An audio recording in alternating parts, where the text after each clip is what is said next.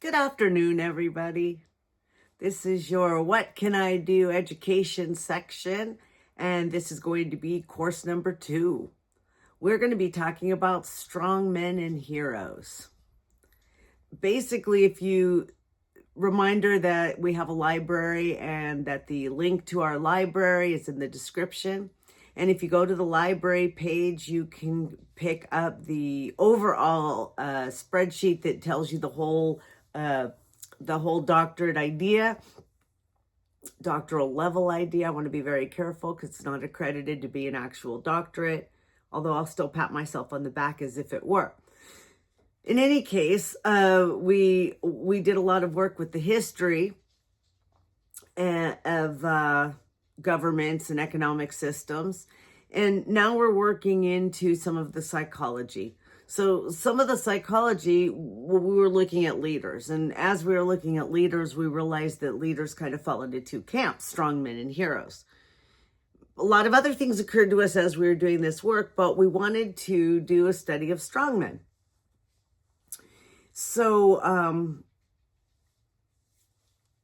we made a list of whoever we could think of. Chile, there was Pinochet. Uganda, there was Idi Amin. Russia, Stalin. Cambodia, Pol Pot. Italy, Mussolini. North Korea, Kim Jong-un. Syria, Bashar al-Assad. Russia, Putin, obviously. China, Xi Jinping. Here we have Trump. Brazil was Jair Bolsonaro. Saudi Arabia, they have Mohammed bin Salman. In Iraq, they had Saddam Hussein. Libya, Muammar Gaddafi. In China, Mao Zedong. And it goes on. We went back to Turkey, Hungary, Spain, Germany, Rome. Germany, obviously, Hitler, Rome, Caesar, Spain, Franco. It goes on, and there are so many. And when we did run out of ideas, we started getting people like Jim Jones, People's Temple, and Reverend Moon from the Moonies. So that's our list that we started with. I had some theories about where they kind of came from. So I looked into the demographics of their youth. But I found that Pinochet, for example, was middle class. That Stalin was born very poor. Mussolini was very poor. Kim Jong-un, however, was royalty. Bashar was the son of a president. Putin was middle class. Xi Jinping was the son of a Mao officer. It's all kind of interesting, but I did not find a pattern. So there you are. What I did find, though, was most of the strong men had a related hero to go with them. Well, maybe I shouldn't say most, but I definitely found a connection. Stalin had Lenin and Trotsky. For example, Mussolini, Churchill. Putin had Navalny. Pinochet had somebody named Patricio, Aylwin. Stalin had, I said that already, didn't I? Well, he still had them. Hitler had Roosevelt, for example. These were just a way to compare and contrast a strong man with a hero. That was the point of that, because going into this, I really felt that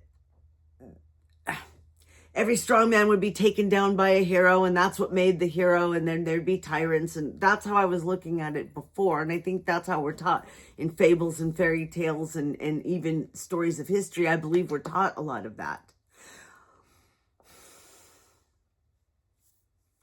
But maybe it wasn't that simple.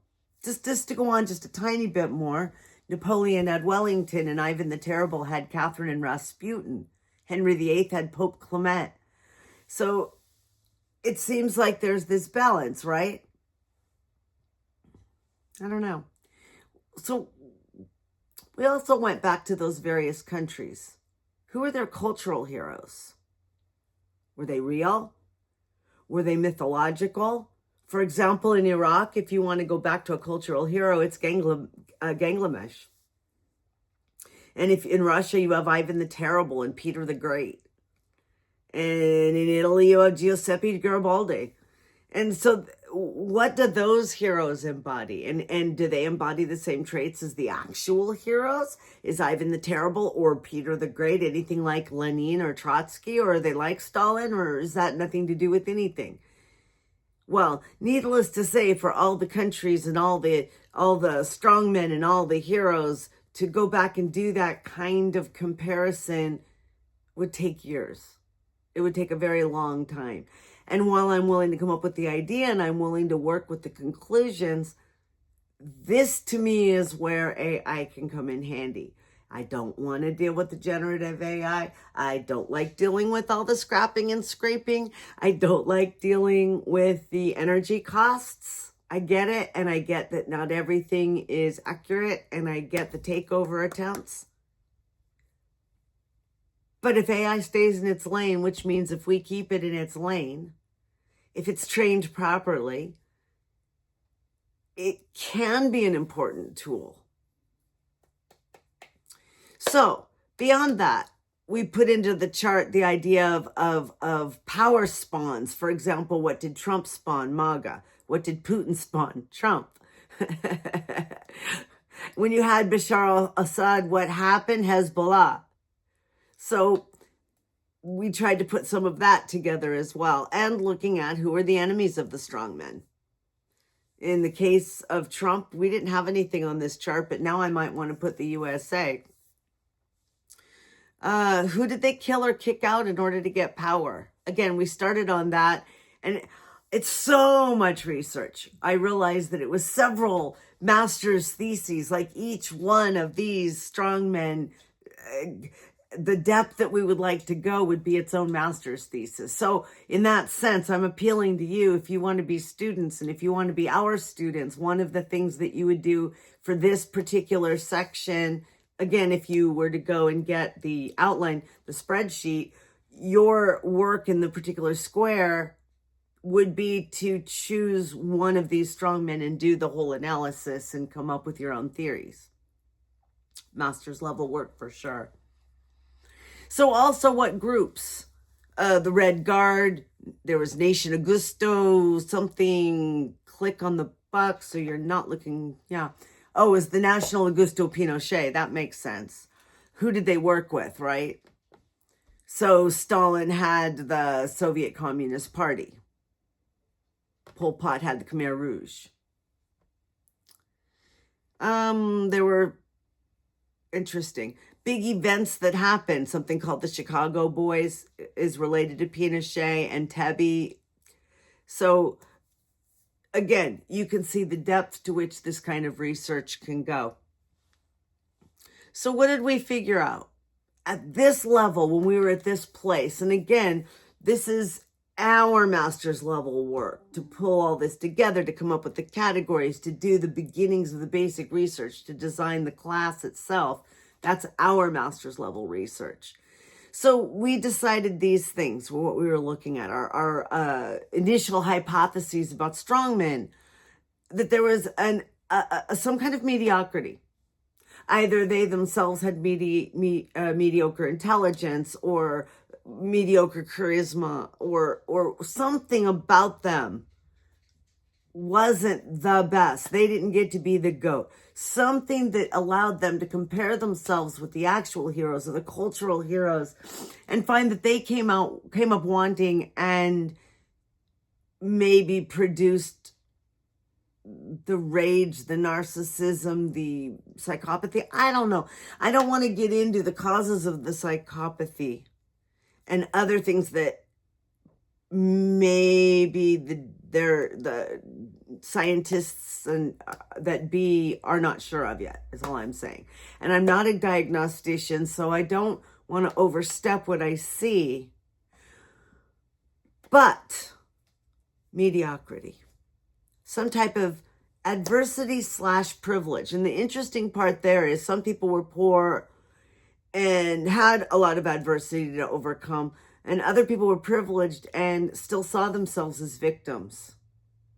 Watch out for the person who's born with a lot of privilege, given lots of things from their parents, and still thinks they're the victim of the world, because they're very dangerous.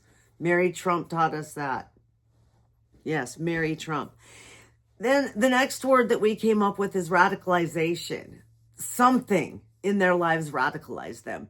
Even witness Stephen Miller and how somehow or another being the victim of the nasty janitors who didn't pick up after him seemed to radicalize him into some kind of weird anger thing that we're dealing with now. And to that, charisma, which is why Stephen Miller is not where Donald Trump is today, because Donald Trump has charisma whether we like it or not, and Stephen Miller has none. Then some positive categories. There's some kind of strength. They acquire or have some kind of money. They acquire or have a sponsor or some kind of support. You'll note Putin was sponsored by the drunken Boris Yeltsin and was brought into power by him. So there's some kind of sponsor and some kind of support. You might have oligarchs. You might have your daddy. You might have any number of different groups, donors, that put you in power. If you hear scratching, it's a dog. Moving on, the other hypotheses. These strongmen seem to develop an ambition to shape their ever-expanding world through domination. It isn't enough to have power. It isn't even enough to be the most powerful person on the planet.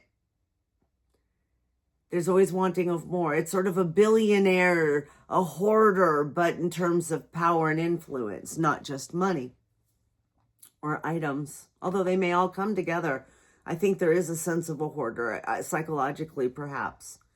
They think they deserve better than they're getting. Again, that victim mentality, that no matter what they have, no matter how big they are, they want more. I did a post today having to do with the fisherman and his wife. It's a fable, a story from Grimm. I won't tell you too much here, but I recommend you look it up and read it. But the fisherman's wife essentially kept wanting more and more power. And you really should read it and see what happened at the end, because I'm fingers crossed. Another element of strongmen is they appear not to make mistakes. They don't admit their mistakes or failures. They just move on like nothing happened. They don't seem to have shame. They don't seem to be embarrassed. I had a superintendent like that once. She didn't admit mistakes or failures. She patted herself on the back. No matter how bad it was, no matter what the rest of us thought, she thought she did a fabulous job all the time. Good job, person's name. Good job. Literally did that. So these strong men and women, they find underdogs to be loyal followers. So you've heard of flying monkeys? Well, flying monkeys take the message from the narcissist out to the victim. And messages and gossip and information from the victim back to the narcissist too, I might add. Underdogs in this sense are the people who help, enable, take the strong man and take their ideas and bring them to fruition to the best of their ability, or come up with crazy ways that they can make those ideas come to life.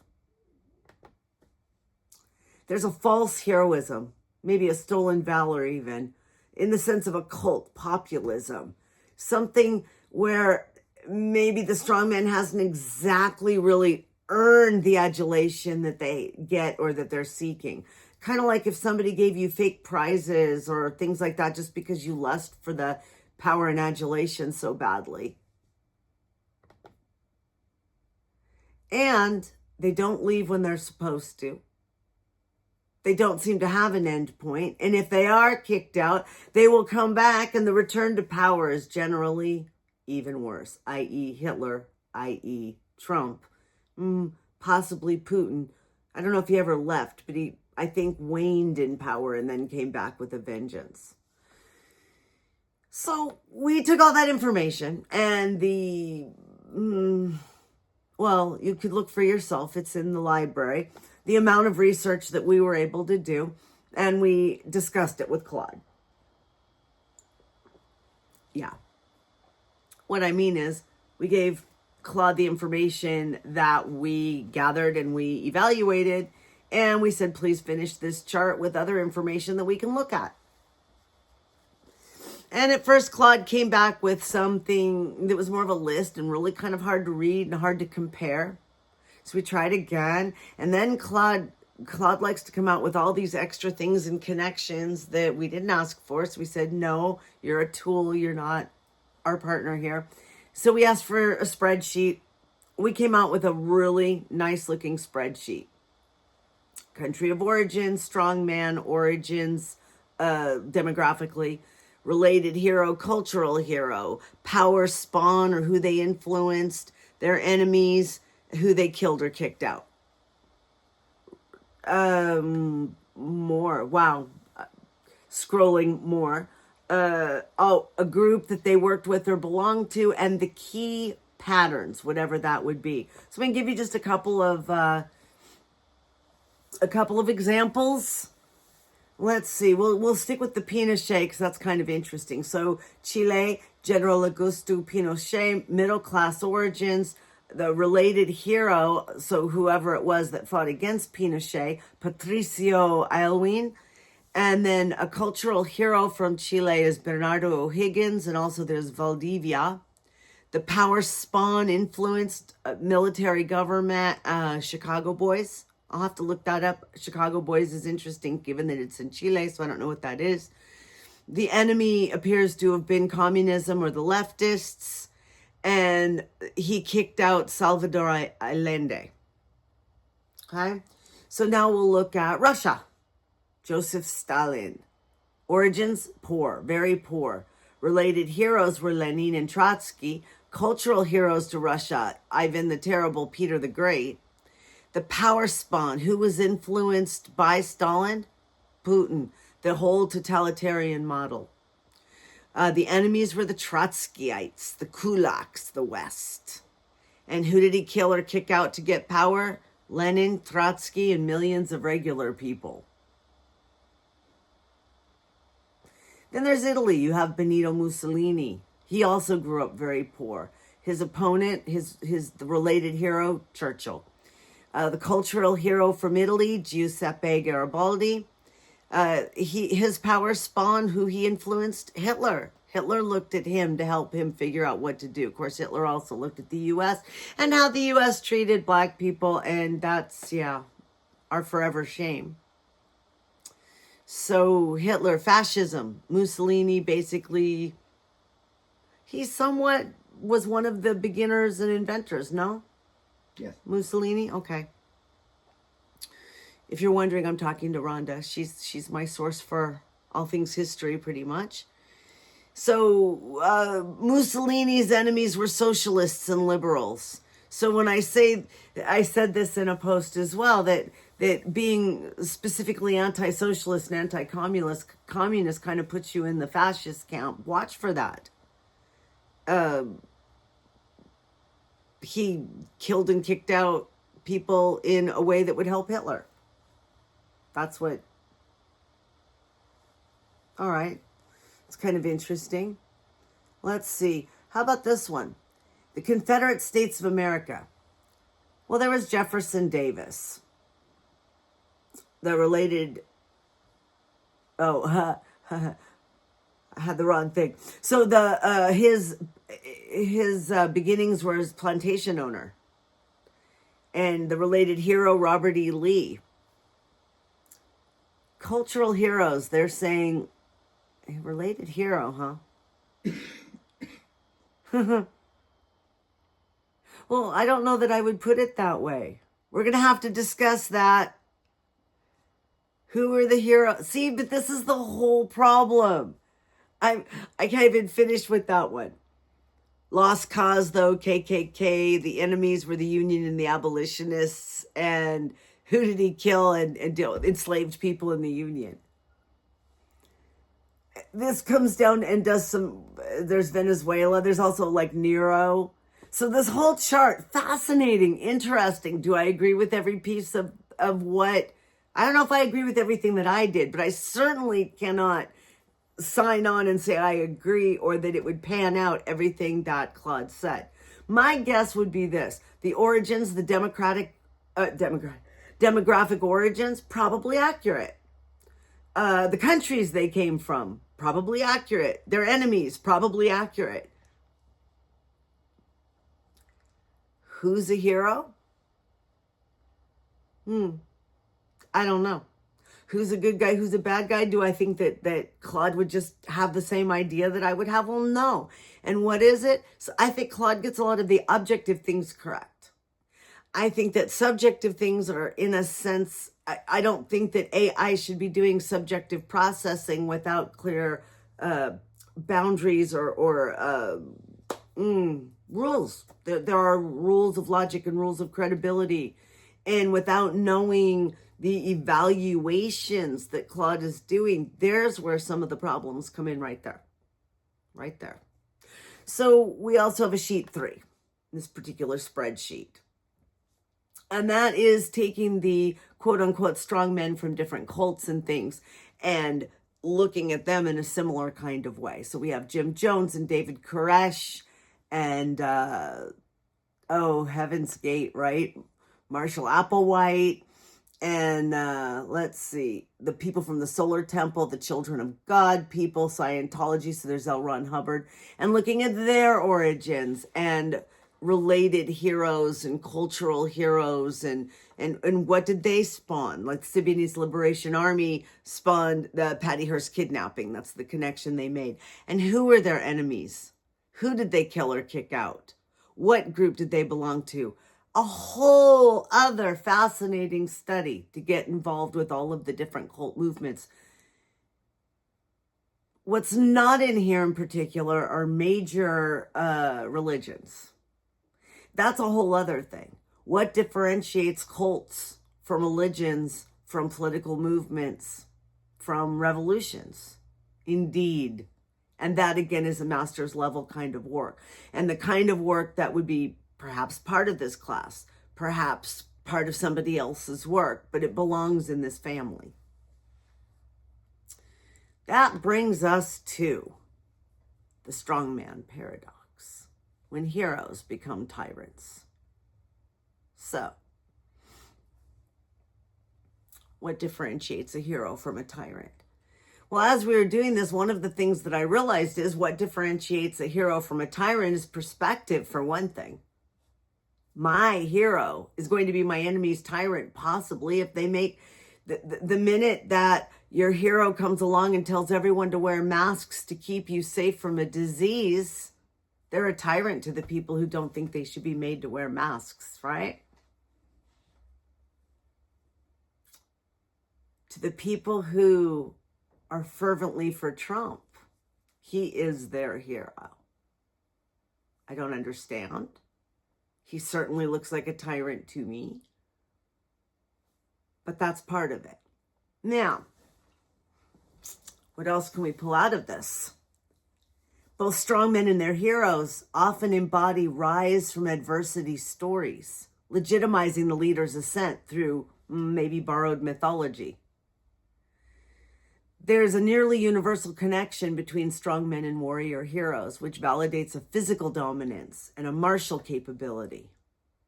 So you have people who had to find a way to rise to some occasion, and they're very strong once they get there. They might have had to have pulled something from a rock. They might have had to have overcome TDS. I don't know. There are all kinds of things, and they have superhuman qualities that qualify them for these characteristics. Then there's some nation-building mythology. Heroes who created nations from chaos provide templates for strong men claiming to restore greatness. So you have these imaginary people who do these amazing things and do nation building. And that gives someone like Napoleon, for example, the idea that he too can conquer and do nation building. I've noticed that these campaigns seem shorter, fewer things conquered, and more horrible for the people who try it as we go through history. It's almost like we're not being fooled the same way we used to be. Watch out, Donald. Then there's the underdog myth. Strong men position themselves as champions of the forgotten, finding loyal followers among those who think they deserve better. Poor little strong men. There's a false heroism, cult of personality. The gap between hero worship and actual behavior reveals manipulation rather than emulation. Like there's a sucker born every minute.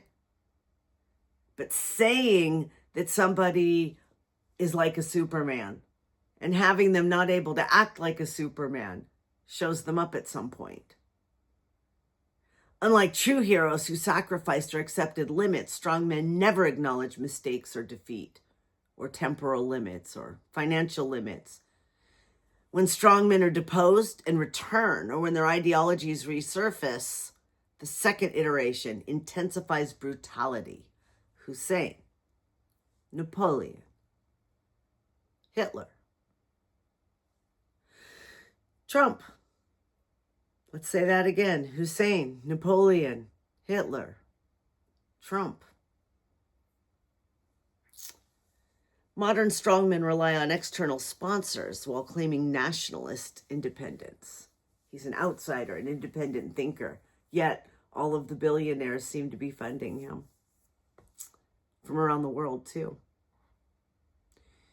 So here are some warning signs. See if you're going to get a strong man. The leader claims only they can solve problems. Like it might sound like this: only I can fix it. The opposition is labeled as traitors or existential threats. Institutional norms are dismissed as obstacles. Truth becomes whatever serves the leader. Violence is justified as defense of the nation. Minneapolis much? Criticism is treated as betrayal. Emergency powers become permanent. Hero mythology used to justify authoritarian acts. Put that in your pipe and smoke it, America. We're in trouble.